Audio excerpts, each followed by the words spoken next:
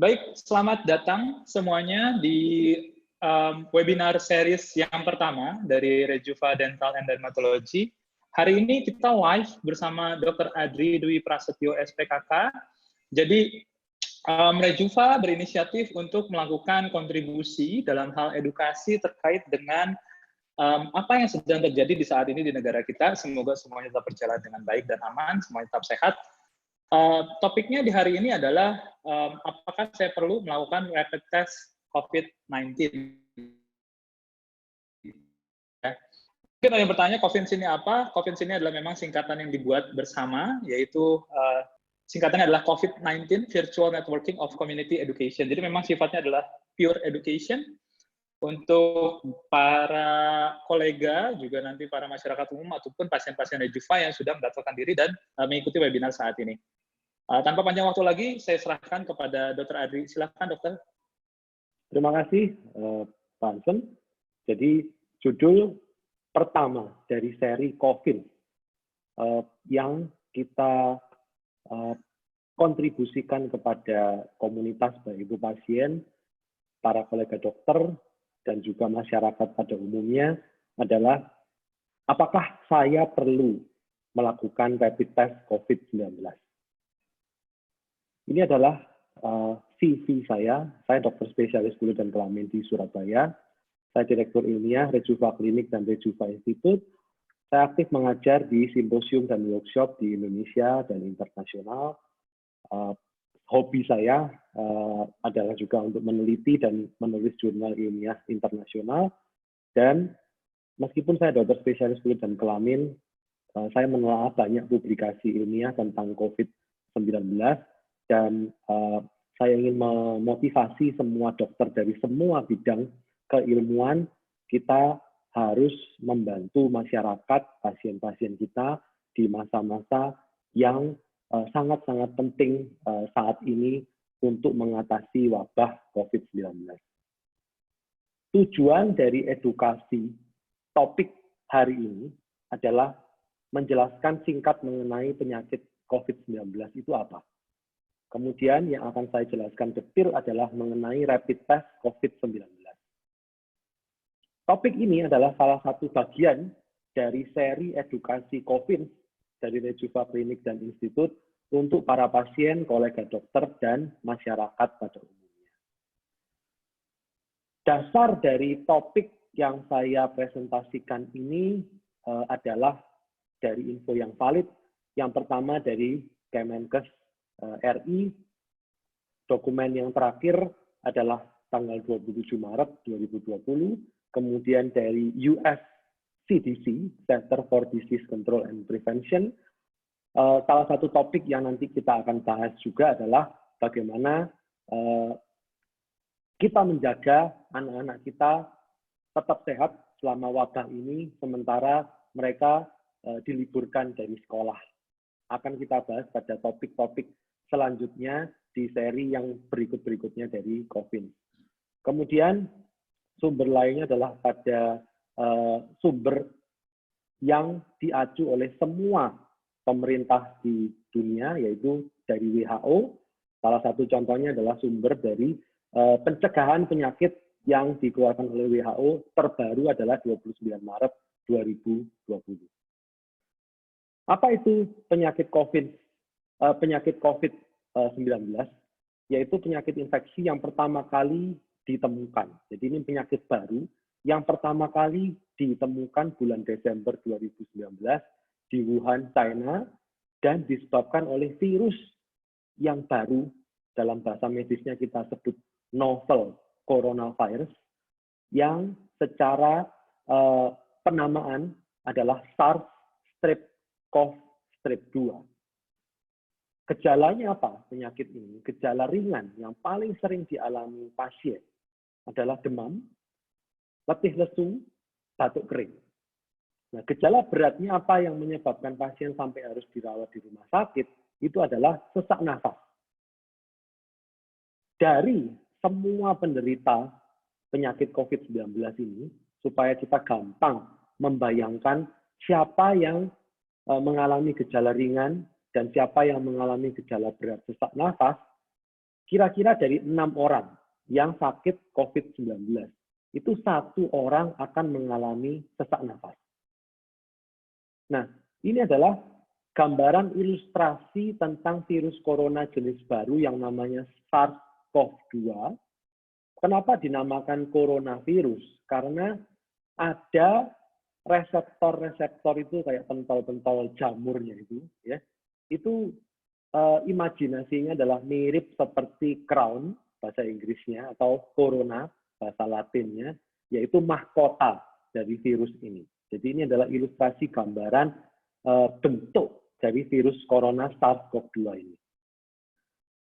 Nah, kemudian apa yang kita juga perlu mengetahui adalah istilah-istilah yang saat ini populer karena setiap hari di berita, baik berita media cetak, berita online, ya, WA group, ya, itu kita selalu membaca istilah ODP, PDP, positif. Sebetulnya apa? Istilah-istilah ini secara sederhana untuk pengetahuan masyarakat. Ada 4 istilah. Yang pertama namanya OTG, jarang dibahas, ya. Di media cetak maupun media online atau WA group jarang dibahas. Tapi ada yang namanya orang tanpa gejala atau OTG. OTG itu adalah orang tanpa gejala. Jadi dia tidak sakit apa-apa. Tapi dia memiliki kontak dengan kasus positif, memiliki kontak dengan pasien positif COVID-19, atau dia curiga dia kontak dengan orang yang positif. Ya. Nah, orang ini, OTG ini harus mengisolasi diri di rumah. Satu contoh misalkan, OTG ini adalah saya sendiri, misalkan. Saya sebagai dokter, ya, saya kontak dengan pasien. Nah, pasien itu ngomong ke saya, "Dok, saya itu barusan pneumonia atau radang paru-paru dan saya sesak nafas masuk rumah sakit." Ya. Nah, terus saya tanya, apakah diperiksa COVID-19? Oh, tidak diperiksa, soalnya saya sudah sembuh. Nah, meskipun secara pengertian orang ini bukan merupakan kasus positif, tapi saya memiliki kecurigaan bahwa orang ini adalah kasus positif. Hanya dia tidak diperiksa karena sudah sembuh. Ya. Nah, saya dalam hal ini termasuk OTG, orang tanpa gejala. Yang berikutnya adalah ODP, orang dalam pemantauan.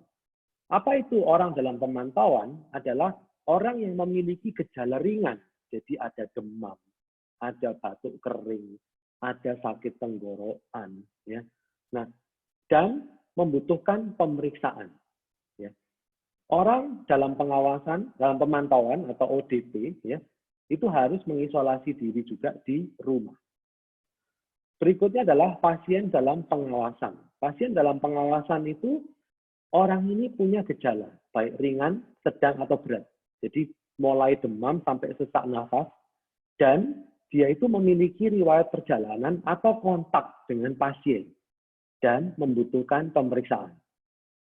Kalau kasus PDP itu ringan, ya, jadi pasien ini punya kontak dengan pasien positif, dia menjenguk saudaranya di rumah sakit yang positif.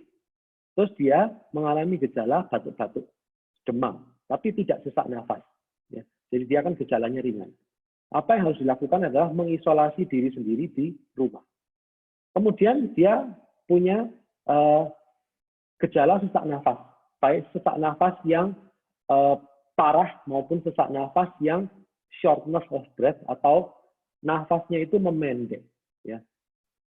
Jadi kita nafas lebih cepat. Dalam 1 menit itu bisa sampai mendekati 30 atau bahkan lebih dari 30 kali kita bernafas per menit.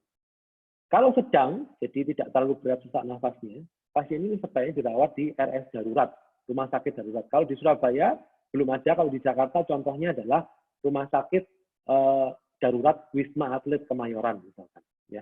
Kalau berat, jadi sesak nafas berat sampai susah sekali bernafas, ya, harus dirawat di rumah sakit rujukan, rumah sakit Erlangga misalkan kalau di Surabaya.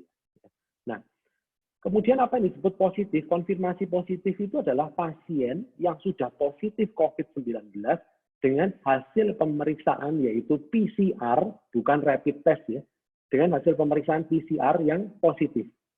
Sama kalau ringan, ya dia cuma batuk-batuk ringan tanpa sesak nafas dan demam, dia isolasi diri sendiri di rumah. Kalau sedang, mulai sesak nafas tapi belum berat, dirawat di RS darurat. Kalau berat, dirawat di RS rujukan.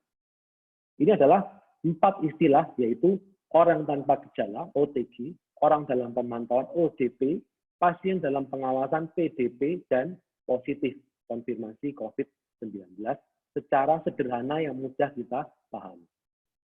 Nah, siapa yang perlu rapid test COVID-19 ini? Ya, yang perlu adalah orang tanpa gejala tadi, OTG. Ya, misalkan dokter, saya sendiri misalkan, perawat, ya, dan semua karyawan di rumah sakit, di klinik, di apotek, termasuk semua orang yang berisiko mengalami kontak dengan pasien COVID-19.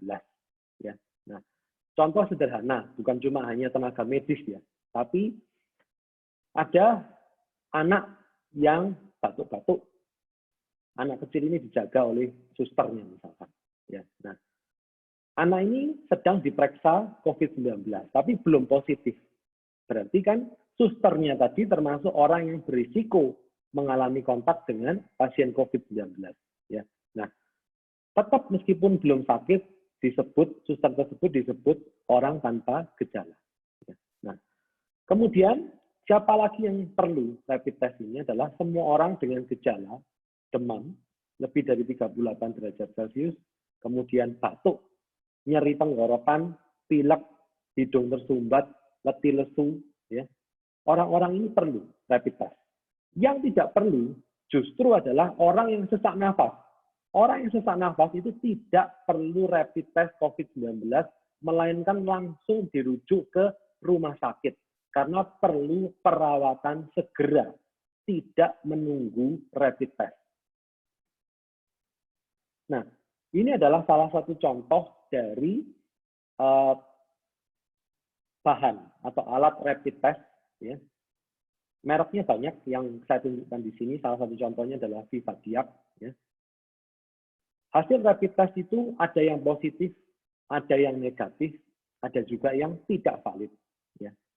Kalau negatif, yang paling bawah sebelah kiri, ya, negatif itu kontrol, C itu kontrol, kontrolnya itu garisnya keluar, kemudian IgG itu antibody IgG, dan antibody IgM yang bereaksi terhadap virus COVID-19 ini, itu tidak muncul garisnya.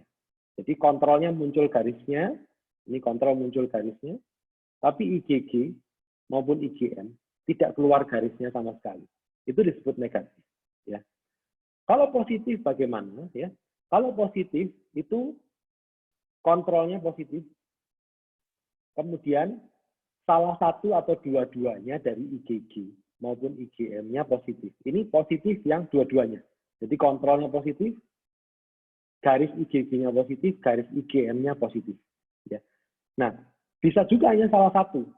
Ini kontrolnya positif, garisnya keluar, IgG-nya garisnya tidak keluar, IgM-nya garisnya keluar. Ya. Ini hanya positif satu IgM-nya. Bisa juga positif satu hanya IgG-nya.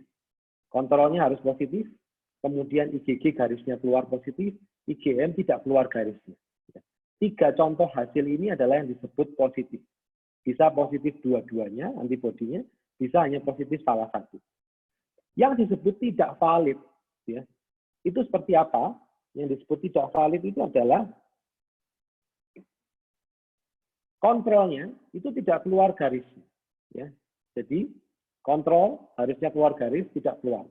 Kontrol tidak keluar garisnya, meskipun IgG dan IgM-nya itu keluar garisnya, tapi kalau kontrolnya tidak keluar garisnya, itu dianggap tidak valid. Ya. Sama persis, salah satu positif, tapi kontrolnya tidak ada garis yang keluar, ya, itu tidak valid. Jadi ini adalah hasil rapid test negatif, kontrolnya keluar garisnya, IgG maupun IgM-nya kosong, itu negatif. Positif itu kalau kontrolnya positif, keluar garisnya, kemudian salah satu atau dua-duanya dari IgG atau IgM, itu garisnya keluar, itu positif. Yang disebut tidak valid itu adalah apapun hasilnya IgG atau IgM, Tapi kalau C-nya tidak keluar garisnya itu tidak valid, ya, harus diulang. Nah, kapan hasil rapid test itu akan positif pada pasien yang tertular COVID-19? Ya, ini adalah hari ke-0 ketika orang itu mengalami infeksi. Nah, ini days since infection. Jadi ini adalah gambaran contoh satu pasien, ya, yang ketularan COVID-19. Ya. Nah, ini yang warna biru tua di atas ini, itu adalah virus yang akan kelihatan positif kalau diperiksa PCR. Ya. PCR itu yang diperiksa pakai swab, bisa dari mulut, bisa dari hidung, ya. Kemudian diperiksa memakai alat-alat laboratorium yang canggih, ya. Disebut namanya reverse transcriptase PCR, polymerase chain reaction, ya. Nah, nanti akan kelihatan memang benar-benar virusnya itu ada di swab dari mulut maupun swab dari hidung. Ya, bukan antibodinya, tapi virusnya itu yang hasilnya positif. Nah, ini mulai hari ke-0, virusnya itu terus naik sampai akhirnya pasien itu bisa sembuh sendiri, ya, dengan menunggu sampai hari ke-28 atau bisa juga lebih lama. Ini hanya ilustrasi contohnya. Ya. Kapan pasien itu IgM-nya yang warnanya hijau ini, kapan pasien itu IgM-nya mulai positif, antibodinya mulai keluar setelah ketularan, badan kita memproduksi antibodi, ya.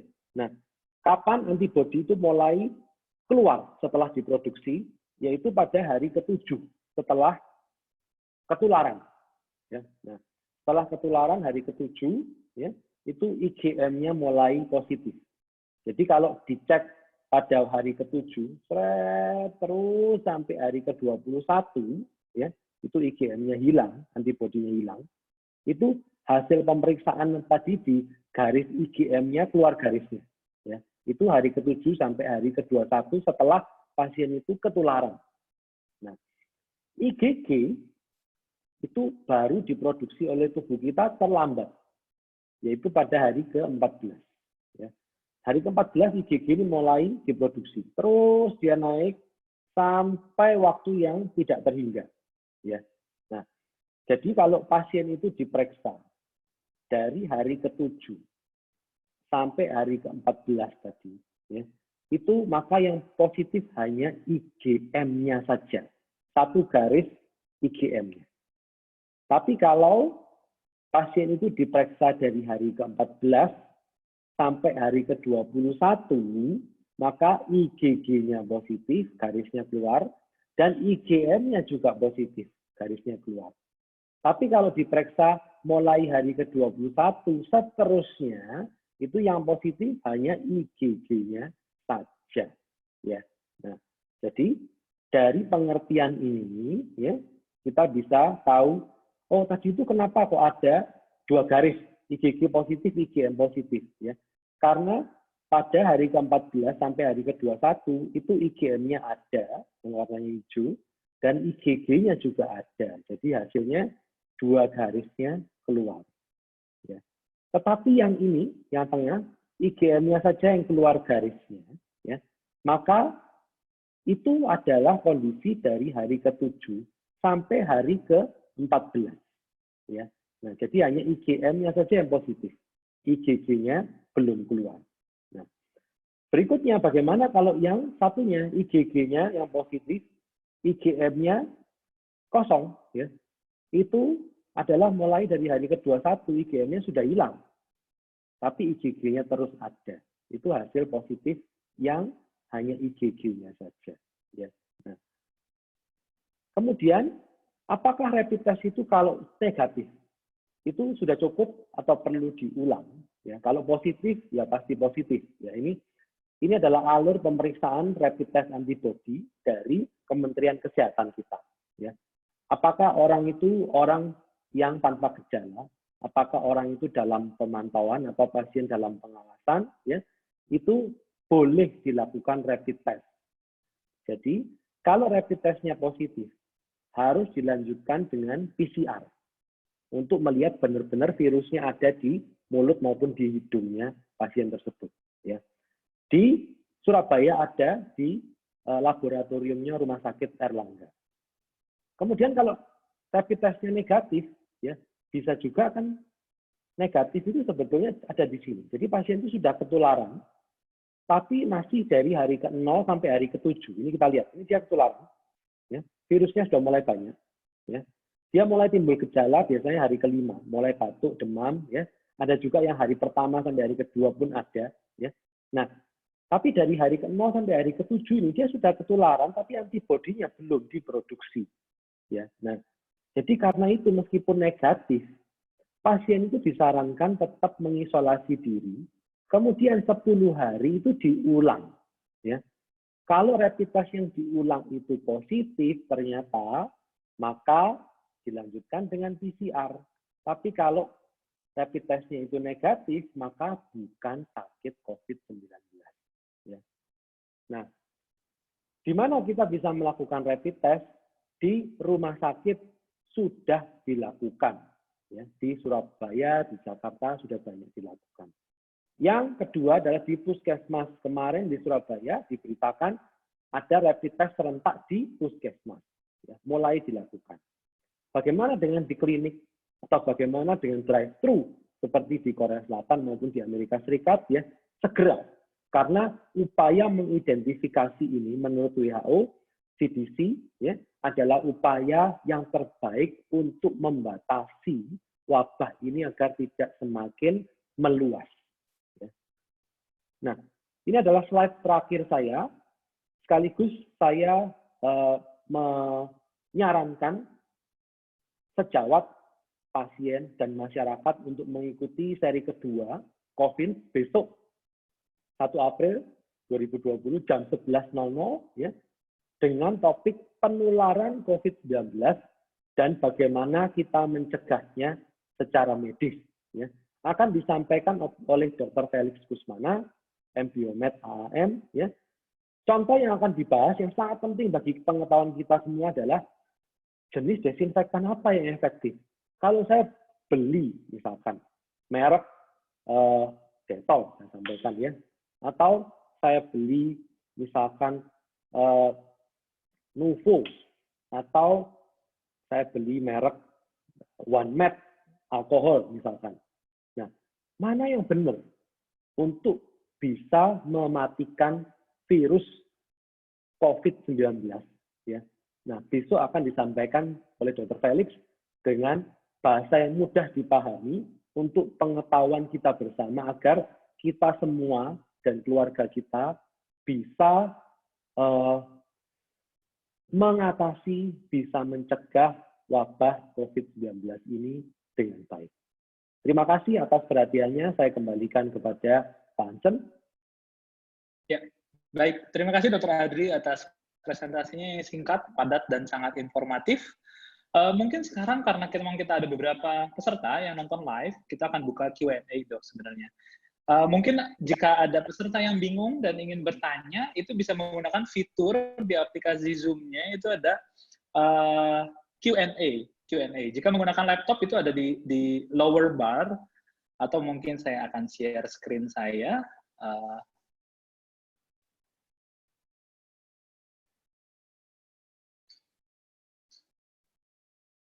Nah ini,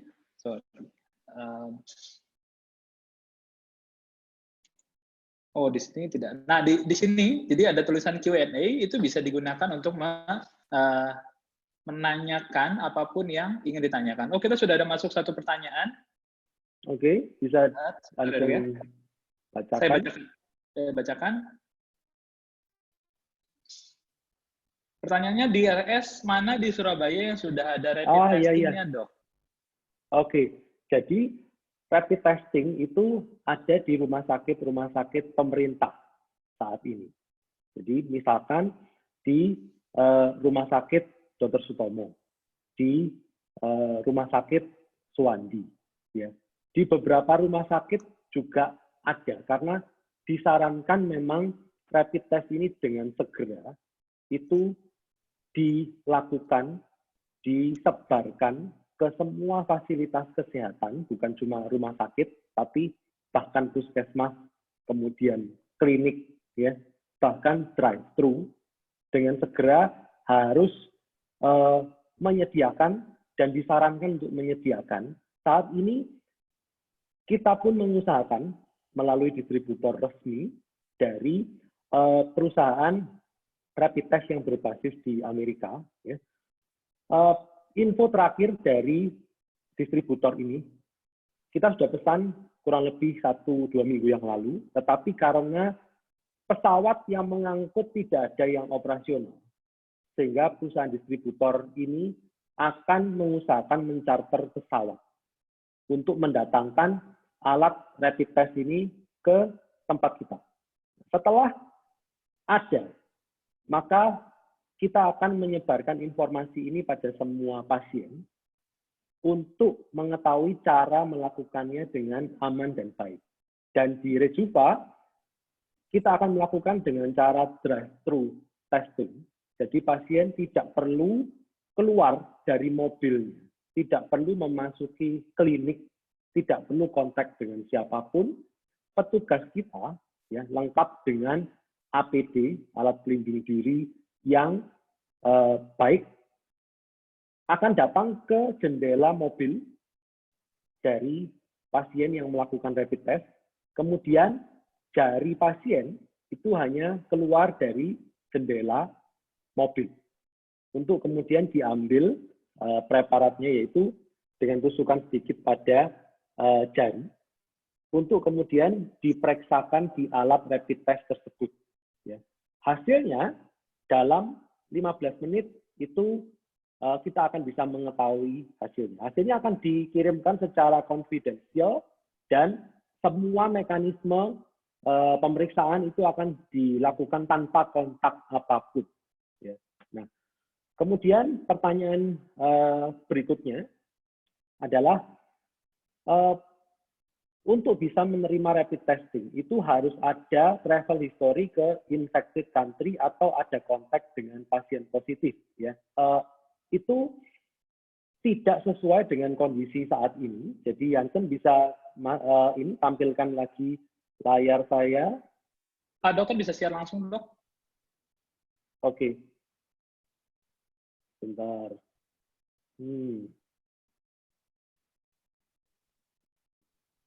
Oke. Wait. Oke, ini Hansen sudah terima, sudah melihat. Layar saya sekarang kelihatan, Hansen? Sebentar, Dok. Dokter sudah klik share di option PowerPoint-nya? Belum? Share. Belum. Diklik share-nya, Dok, lalu share, dipilih ya. PowerPoint, yes. Share to broadcast live show? Ya. No. Oke, tapi saya sebutkan aja ya. Jadi saat ini siapa saja yang perlu melakukan rapid test itu adalah orang tanpa gejala.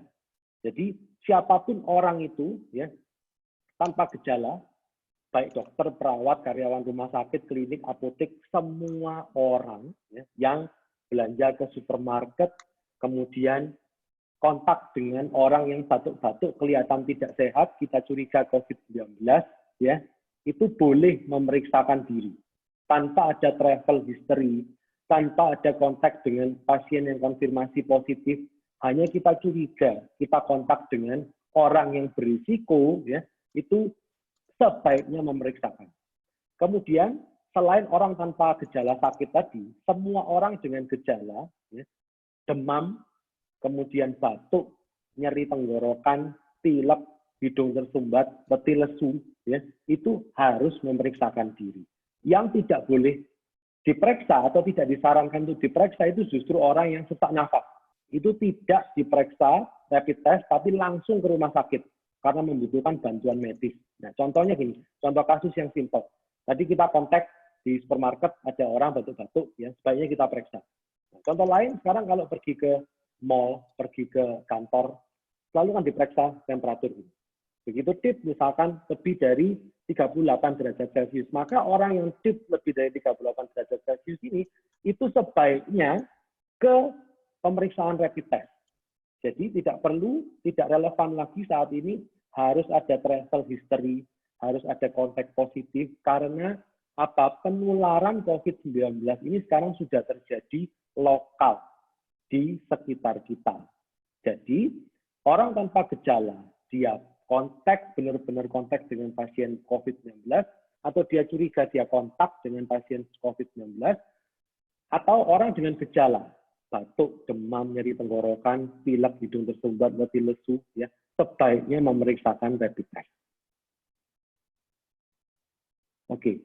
Ya, Dok. Ada pertanyaan lanjutan, Hansen? Oke, ini Q&A satu lagi. Iya. Oke, kapan kira-kira rapid testing mulai tersedia di Rejuva? Prediksi saya sebetulnya pada waktu saya share, hari ini kan adalah seri COVID yang pertama, harapan saya sebetulnya hari ini pun sudah bisa kita lakukan drive-thru testing di sini. Ya. Tetapi informasi dari distributor resmi bahwa karena ini membutuhkan transportasi pesawat, dan pesawat itu saat ini sangat-sangat dibatasi, maka dia membutuhkan charter pesawat ya, dari company perusahaan induknya ini ada di Amerika ya, untuk menuju ke Surabaya. Jadi saya akan mengusahakan secepat mungkin dengan kondisi keterbatasan pesawat ini, saya terus push ke distributornya, menanyakan info-info lanjutan. Sesegera mungkin begitu ada info, kita akan share ke semua pasien kita, dan kita share juga di saluran COVID ini, untuk mulai pasien atau siapapun dengan kategori seperti tadi, orang tanpa gejala, dia curiga ketularan, maupun orang dengan gejala, ya, kecuali orang yang sesak nafas, yaitu langsung ke rumah sakit, bisa datang ke Rejuva melakukan drive-thru testing tanpa harus keluar mobil. Kita akan terus follow up, memberikan info pada masyarakat, pada pasien, maupun pada semua kolega dokter. Ya, Dok. Pertanyaan terakhir, Dok, yang kita terima, ini pertanyaan yang cukup bagus dan mungkin orang masih sedikit bingung, jadi baiknya diberikan penjelasan pasti lagi. Pertanyaan adalah, kalau mau periksa, apakah nunggu 7 hari atau gimana? Karena kan belum 7 hari hasilnya negatif. Betul. Kalau mau periksa, sebaiknya menunggu atau langsung. Ya, sebaiknya langsung. Kenapa begitu? Ya, karena kita saat ini tidak tahu kita kontak dengan siapa, ya, apakah dia positif atau tidak. Ya, kalau kita punya kecurigaan, rasanya saya ini barusan kontak, ya, tidak perlu menunggu, ya, bisa langsung memeriksakan, ya, ke fasilitas rapid testing terdekat. Nah, pada kasus di mana kita barusan ketularan, kemudian hasil kita negatif, ya, kita sebaiknya mengulangi tes tersebut 10 hari dari waktu tes yang pertama. Kalau 10 hari setelah waktu tes yang pertama kita tes lagi itu negatif, maka kita benar-benar negatif, bukan sakit COVID-19. Tetapi kalau kita tes 10 hari kemudian positif, berarti kita mengarah ke COVID-19, harus dikonfirmasi dengan pemeriksaan RT-PCR. Ya. Ada kategori lain pasien secara medis itu yang kita sebut namanya asymptomatic carrier. Asymptomatic carrier itu adalah orang tanpa gejala, dia ketularannya kapan juga nggak tahu, ya. Tapi dia ini bisa menyebarkan virus ke sekelilingnya, ya. Ini justru yang harus diidentifikasi, ya. Contohnya misalkan, ini contoh saya sendiri misalkan, ya. Saya kontak dengan banyak orang, ya. Dalam hal ini pasti pasien, ya.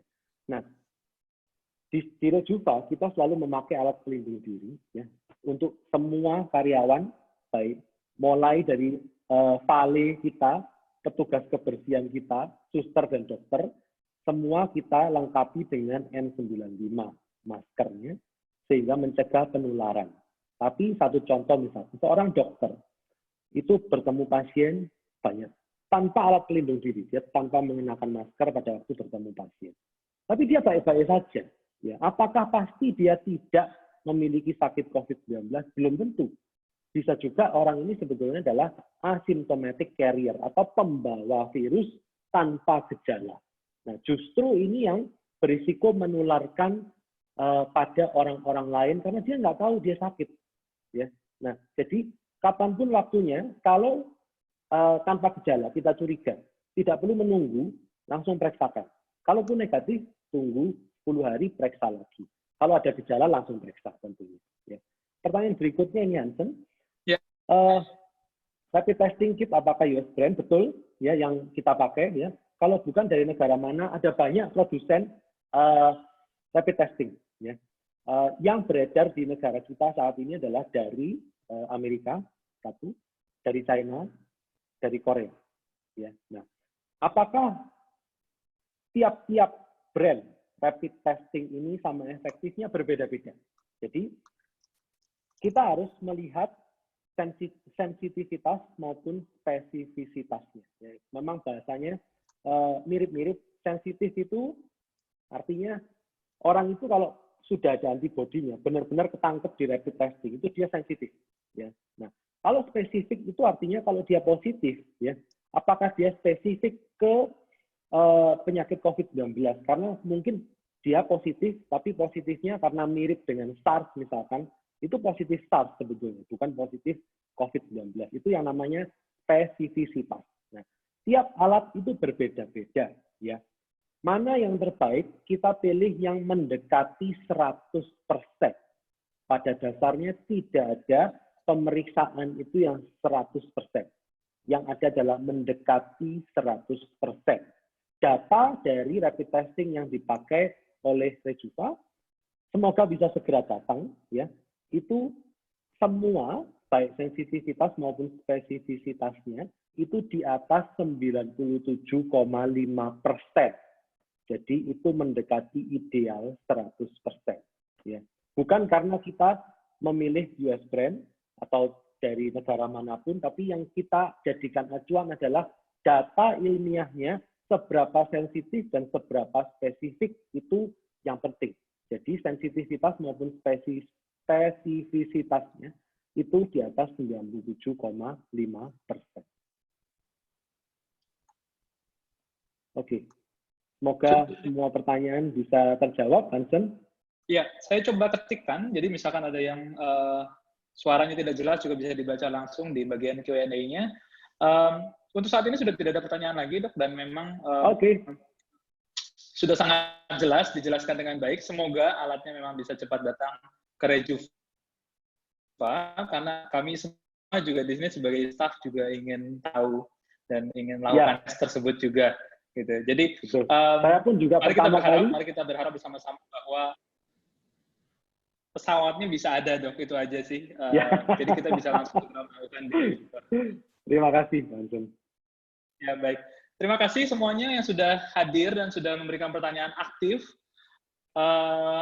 Jangan lupa besok di jam yang sama akan ada topik lainnya yang tadi sudah disebutkan oleh Dr. Adri, yaitu informasi yang paling menarik adalah memang apakah semua disinfektan itu sama. Yang sekarang banyak beredar di pasaran, yang banyak dijual online, dan mungkin banyak orang beli, dan juga mungkin harganya juga tidak murah. Jadi pastikan kita memilih jenis disinfektan yang tepat untuk digunakan selama masa-masa yang sulit ini untuk kita semua. Sekian, terima kasih Dr. Adri. Terima kasih, Hansen. Ya, terima kasih pada semua peserta. Ya, kita selesaikan live streaming webinar yang seri pertama ini di sini. Terima kasih. Terima kasih.